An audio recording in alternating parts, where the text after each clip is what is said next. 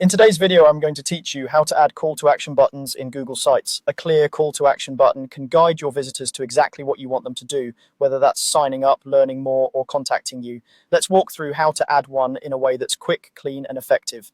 Start by opening your Google site and navigating to the exact page where you want the button to appear. Think about placement before you add it. Buttons work best in spots where the next step is obvious, near a headline, under a short description, or alongside a feature section.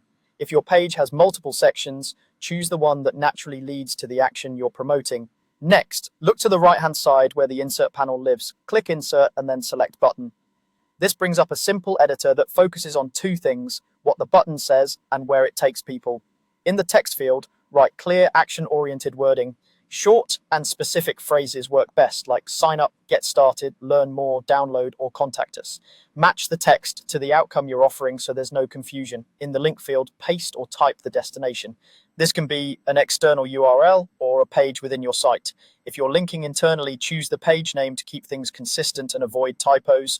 For external links, double-check the address so visitors end up in the right place. Once your text and link look good, click Insert. Your new button will appear on the page, ready to be positioned. You can drag it to the exact spot you want, and Google Sites will show helpful alignment guides so everything lines up neatly with your other content. Place it where it's easy to see without crowding other elements. If your layout uses columns, try centering the button or aligning it with your main content for a balanced look.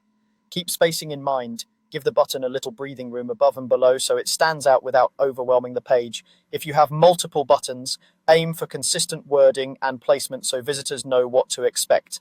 That's it. Your call to action button is now part of your page and ready to guide visitors to the next step. With clear text, a reliable link, and thoughtful placement, you'll make it easier for people to take action right when they're most interested.